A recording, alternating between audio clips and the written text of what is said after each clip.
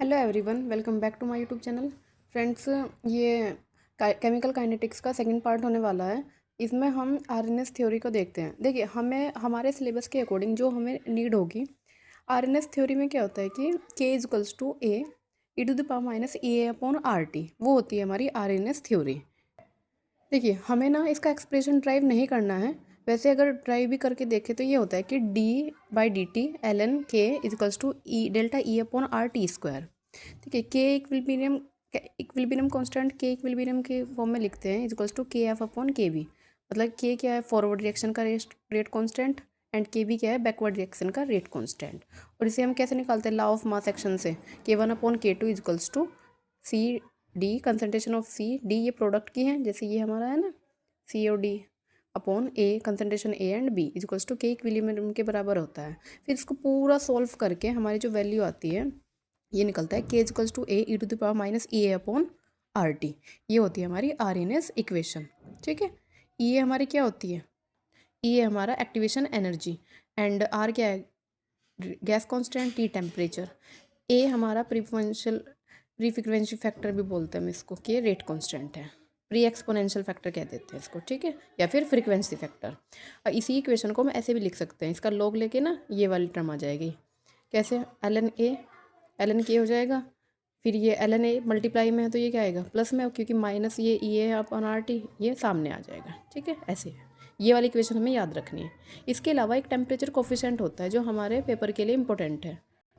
देखिए, ये है टेम्परेचर कोफिशिएंट। क्या होता है कि ratio of two rate constant of a reaction at two different temperature having in differences of 10 degree Celsius हो, मतलब टेम्परेचर की कोई भी यूनिट हो सकती है, या फिर वो केल्विन में हो, 10 यूनिट्स ऑफ टेम्परेचर।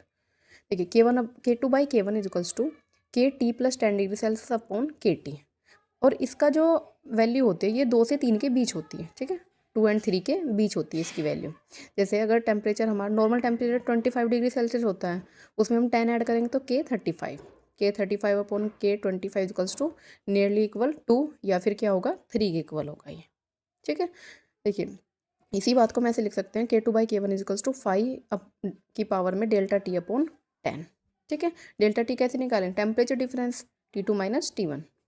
अच्छा, एक क्वेश्चन है, अगर K45 आपको x गिवन है एंड K35 आपको y गिवन है, तब आपको K25 फाइंड करना है। ठीक है, तो देखिए यहाँ पे 10 डिग्री का डिफरेंस है ना, तो एक बार तो हम क्या करेंगे, K35 upon K25 equals to कितना रखेंगे, 2 रखेंगे। तब K35 कितना है, y है, तो ये y बाई 2 हो जाएगा। और एक बार हम क्या करेंगे, 3 रखेंगे, तो ये y अपॉन 3 हो जाएगा। तो K25 की वैल्यू या तो y अपॉन 2 होगी या फिर y अपॉन 3 होगी। ठीक है, तो ये हमारा मैक्सवेल डिस्ट्रीब्यूशन कर्व है। ये तो थ्रेशोल्ड एनर्जी वगैरह की इक्वल होती है, मतलब जैसे हमारी कोई रिएक्शन प्रोडक्ट में जब कन्वर्ट होती है तब उसे क्या करना है, एक थ्रेशोल्ड एनर्जी तक एनर्जी होनी चाहिए उसके पास। और जैसे हम कैटेलिस्ट डालते हैं तो वो इस थ्रेशोल्ड एनर्जी को क्या कर देती है, कम कर देती है, और तब हमारी रिएक्शन पूरी हो जाती है, मतलब थोड़ा जल्दी हो जाती है। ठीक है, देखिए ये हमारा आर एन एस इक्वेशन है, K equal A to the power minus A upon R T. A क्या है, Arrhenius factor, pre exponential factor, या फिर फ्रीक्वेंसी फैक्टर। फ्रीक्वेंसी फैक्टर कब है, ओनली केस फर्स्ट ऑर्डर, जब first order हो ना उसके लिए है। ठीक है, अच्छा इसी इक्वेशन को मॉडिफाई करके हमारे पास दो टेम्परेचर, एक T1 है तो यहाँ पे कितना है T1, फिर T2 है तो ये हुआ T2, ये K1 K2। अब इसको डिवाइड कर दिया है, पूरे को जब सॉल्व करेंगे ना तो हमारी ये वाली इक्वेशन बनती है, log K2 by K1 equals to A है 2.303 R 1/T1 minus 1/T2। Important है ये। ठीक है, अगर हमें ग्राफ प्लॉट करना है वो भी हम इसमें कर सकते हैं, से एल एन के और 1/T के बीच ग्राफ प्लॉट करना है अगर हमें, तो हमारा माइनस में है ना इसका स्लोप ए अपॉन आर, और ये हमारा इंटरसेप्ट हो जाएगा। ठीक है, जब भी ग्राफ प्लॉट करते हैं तो हमेशा उसको y equals to M X plus C की फॉर्म में रखते हैं, तब ग्राफ प्लॉट होता है। देखिए इसी फॉर्मूले पे एक क्वेश्चन है कि a first order reaction complete is 50% in 20 minute at 27 degree Celsius. देखिए एक रिएक्शन है, उसका हाफ कितने देर में, 20 मिनट में हो गया जब टेम्परेचर 27 डिग्री सेल्सियस था, और 5 मिनट में हो गया कब, उसका टेम्परेचर 47 डिग्री सेल्सियस है। तब आपको ई ए फाइंड करना है, एक्टिवेशन एनर्जी फाइंड करनी है। तो देखिए सिर्फ टेम्परेचर चेंज है यहाँ पे, तो फॉर्मूला लगाएंगे हम वही, L N K two by K one is equals to A upon R 1/T1 minus 1/T2। देखिए कैलविन में यूज़ करते हैं टेम्परेचर, तो 27 को कैलविन में बदल लेंगे, कितना आएगा 300, एंड 47 को जब करेंगे तो हमारा 320 आ जाएगा। अब देखिए 50% पूरी होने का मतलब क्या है, ये इसका टी हाफ है ना। टी हाफ तो क्या होता है कि जितने टाइम में हमारी रिएक्शन आधी रह जाए, ये होता है उसका T half. T half equal formula क्या होता है फर्स्ट ऑर्डर के लिए 0.693/K। बस हम यहीं से रख देंगे, टेम्परेचर इधर जाएगा और के की वैल्यू इधर। एक बार टेम्परेचर हमारा टाइम इधर जाएगा। एक बार टाइम कितना है हमारा 20 मिनट और दूसरी बार टाइम कितना है हमारा 5 मिनट। इस पूरे को हम वैल्यूज़ पुटअप करी हमने यहाँ पे 0.6931 से ये कैंसिल हो गया और ये 5 4 जा 20, ये ऊपर जाएगा तो log 4 EA/R की वैल्यू पुटअप कर दी है। पूरे वैल्यू को सॉल्व करके यहाँ से EA की वैल्यू आई हमारी 55.3 किलो जूल पर मोल। ठीक है, देखिए बहुत बड़ा हो रहा था इसलिए किलो जूल में कर लिया है। जनरली आपको एनर्जी का ना किलो जूल में ही देखने को मिलता है। ठीक है, इसलिए हमने 10⁻³ से इसको डिवाइड किया है। देखिए एक ये न्यूमेरिकल है, इसमें आपको टेम्परेचर गिवन है 27 डिग्री सेल्सियस, फिर इसको हमने केल्विन में चेंज कर लिया और के गिवन है 5.4 × 10⁻11 e⁻50। देखिए क्या हमें ये आरएनए इक्वेशन की तरह दिख रही है, क्या होता है के = A e⁻EA/RT।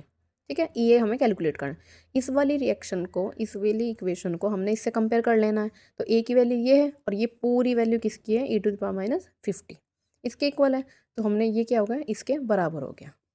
-EA/RT = -50, माइनस से माइनस भी कैंसिल हो गया। यहाँ से RT टेम्परेचर हमें गिवन है, R हमारा कॉन्स्टेंट होती है 8.314 जूल पर केल्विन पर मोल। पूरे को सॉल्व करके ये वैल्यू आई हमारी। एक और क्वेश्चन देख लीजिए, ये गिवन था ln K = 50 - 12,000/T। ठीक है, ये है। अब इसी वाली इक्वेशन को हमने ln की फॉर्म में कन्वर्ट कर लिया और बस उसके बाद कंपैरिजन करेंगे हम यहाँ से। तो ये ln A की वैल्यू 50 है, ये भी माइनस ये भी माइनस, 1/T अलग कर दिया, 1/T अलग, तो EA/R की वैल्यू कितनी है 12,000। ये R इधर मल्टीप्लाई में जाएगा और यहाँ से हम EA की वैल्यू कैलकुलेट कर सकते हैं। देखिए अगर कैलोरी में कहा है तो 4.18 से मल्टीप्लाई करें, डिवाइड करेंगे हम इसमें। ठीक है, ये हो जाएगा। एक ये क्वेश्चन ये आपके लिए है, यहाँ पे एक्टिवेशन एनर्जी गिवन है ये आपको K 600/K 300, इसकी वैल्यू फाइंड करनी है यहाँ से। मतलब ये टेम्परेचर गिवन है, एक बार 600 केल्विन और एक बार 300 केल्विन।